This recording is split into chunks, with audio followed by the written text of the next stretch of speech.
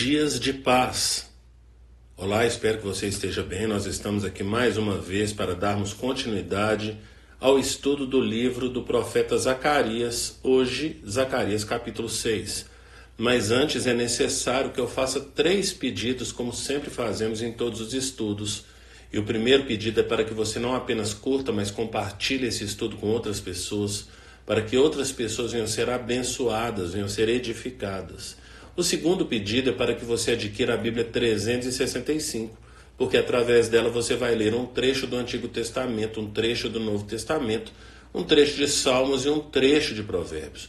Com isso, o desejo do nosso coração é que você venha ler a Bíblia toda em um ano. Então aceite esse desafio, porque certamente será bênção na sua vida. E o terceiro pedido é para que você participe de pelo menos um dos estudos que nós disponibilizamos ali na igreja. Então temos estudos às segundas, às quartas, às quintas, aos domingos. São dias diferentes, horários diferentes, temas diferentes. E com isso, o desejo do nosso coração é te alcançar para de alguma forma você participar de pelo menos um dos estudos. Então venha, porque certamente vai ser bênção na sua vida. Você vai adquirir mais conhecimento das Escrituras e mais conhecimento de Deus. E depois desses pedidos, eu quero ler com vocês hoje Zacarias capítulo 6, do versículo 9 até o versículo 15, que diz: O Senhor me ordenou: tome prata e ouro dos exilados, Eudai, Tobias e Gedaías, que chegaram da Babilônia. No mesmo dia, vá à casa de Josias, filho de Sofonias. Pegue a prata e o ouro, faça uma coroa e coloque-a na cabeça do sumo sacerdote Josué, filho de Jeozadaque. Diga-lhe que assim diz o Senhor dos Exércitos: aqui está o homem cujo nome é Renovo, e ele sairá do seu lugar e construirá o templo do Senhor. Ele construirá o templo do Senhor, será revestido de majestade e se assentará em seu trono para governar. Ele será sacerdote no trono, e haverá harmonia entre os dois. A coroa será para Eudai, Tobias, Gedaías e En, filho de Sofonias, como um memorial no templo do Senhor. Gente de longe virá ajudar a construir o templo do Senhor. Então vocês saberão que o Senhor dos Exércitos me enviou a vocês.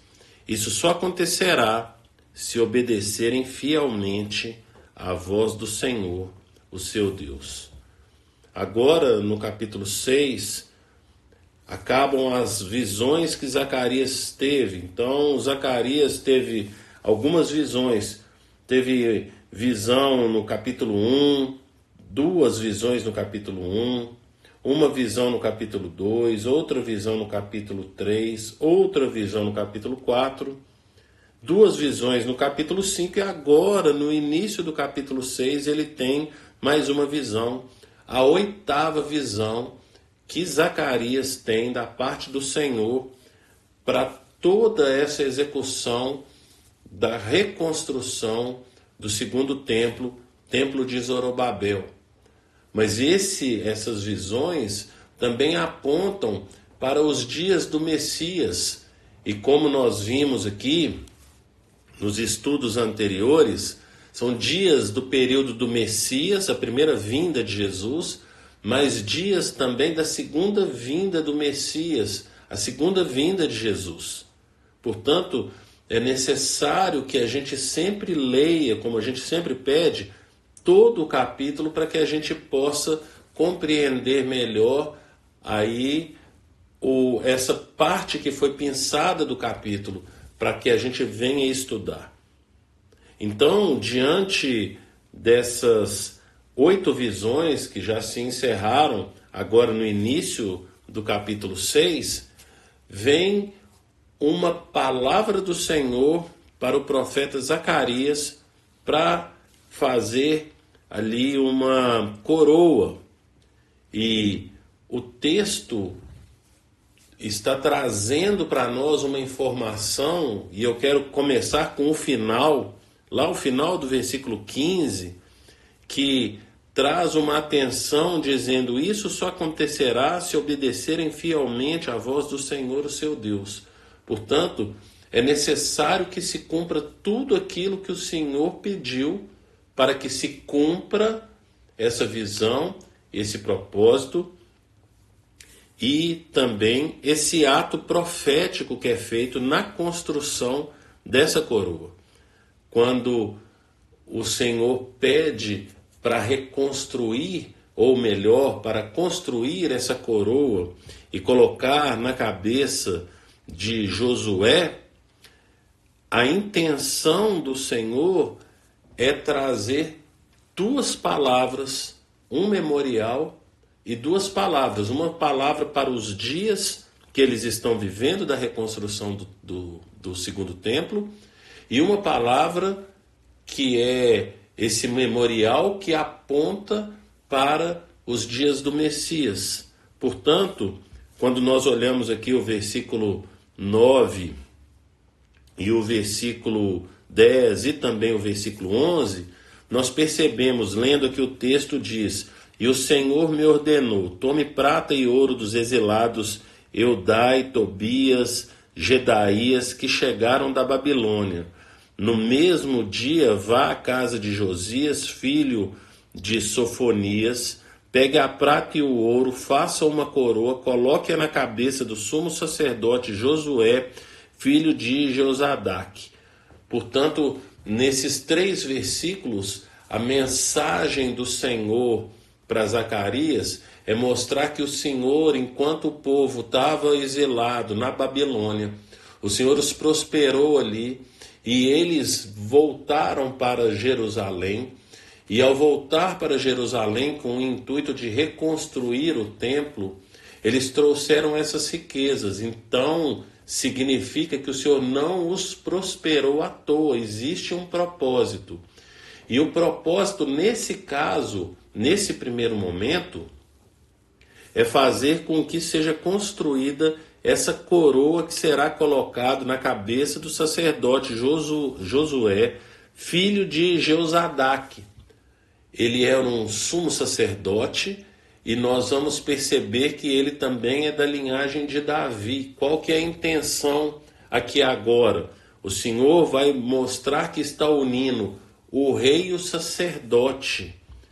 Ele vai falar no versículo 12: diga-lhe que assim diz o Senhor dos Exércitos, aqui está o homem cujo nome é Renovo, e ele sairá do seu lugar e construirá o templo do Senhor. Versículo 13, ele construirá o templo do Senhor, será revestido de majestade e assentará em seu trono para governar.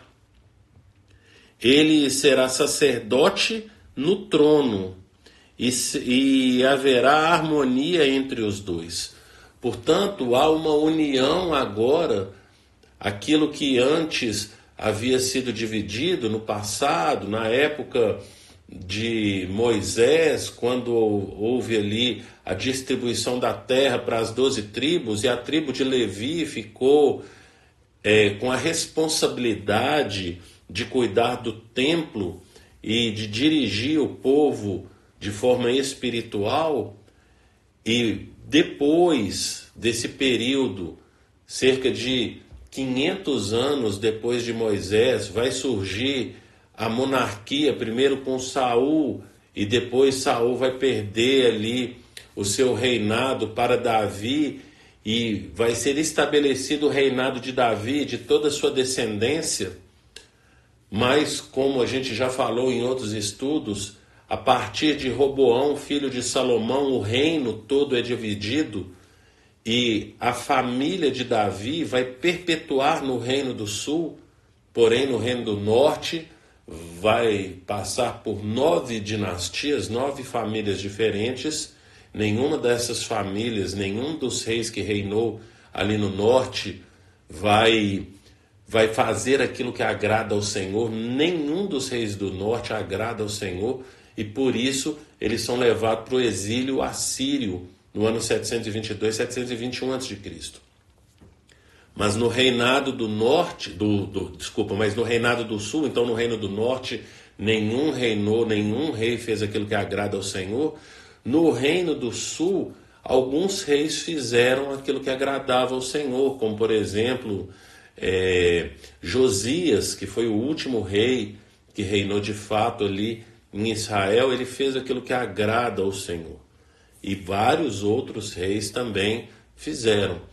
Quando você fizer a leitura do livro de 1ª e 2ª Reis e de 1ª e 2ª Crônicas, mas principalmente 2ª Crônicas, você vai verificar ali os reis que fizeram aquilo que agrada ao Senhor. E a gente percebe que o que acontece com essas palavras que o Senhor está trazendo, no intuito de fazer essa coroa e de revesti-lo, como está escrito aqui no versículo 13, ele construirá o templo do Senhor e será revestido de majestade, significa que essa majestade, esse reinado, ele foi contaminado no período do exílio. Por quê? Porque se tornou escravo ali de Babilônia, depois do Império Persa, não é assim? E ele sofreu essa contaminação e agora o Senhor está trazendo essa palavra na intenção de falar a respeito da restauração. Portanto, tudo ali vai ser restaurado.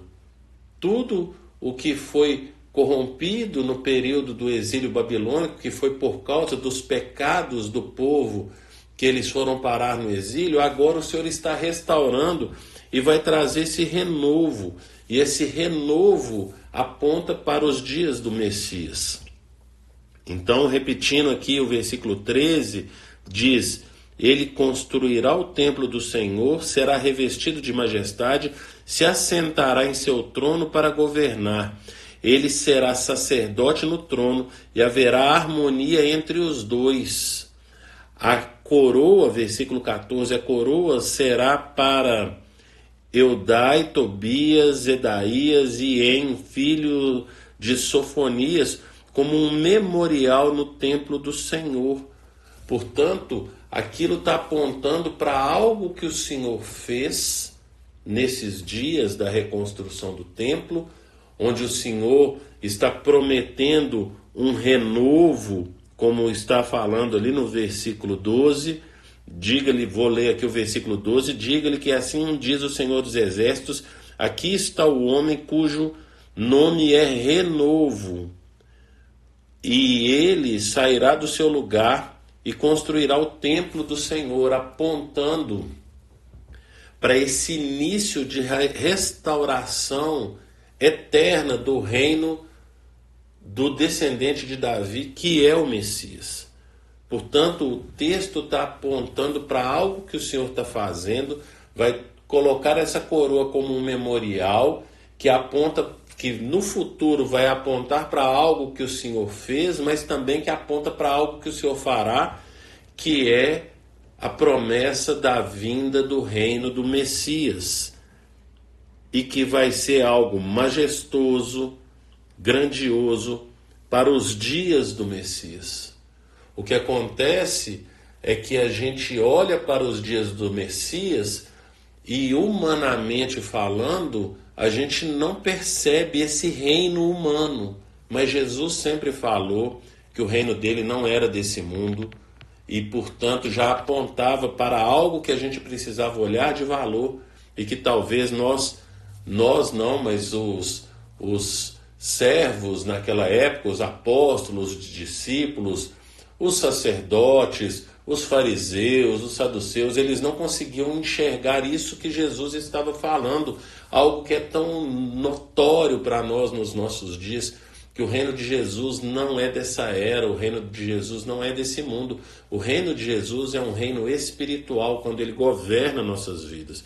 Portanto, no versículo 15 fala: gente de longe virá ajudar a reconstruir o templo do Senhor. Então vocês saberão que o Senhor dos Exércitos me enviou a vocês. Isso só acontecerá se obedecerem fielmente à voz do Senhor, o seu Deus, para estabelecer esse reino do Senhor nas nossas vidas. É necessário que haja uma fidelidade com a palavra do Senhor. Portanto, é necessário que a gente venha conhecer a palavra do Senhor, buscar o entendimento, não apenas intelectual, mas prático. Precisamos conhecer a palavra, o propósito do Senhor na teoria, mas também na prática, no nosso dia a dia, na nossa vivência com a pessoa que está ao nosso redor, com o nosso próximo, com quem quer que esteja no nosso caminho, demonstrando a partir daí a aplicação da palavra do Senhor. Pense nisso e que o Senhor te abençoe.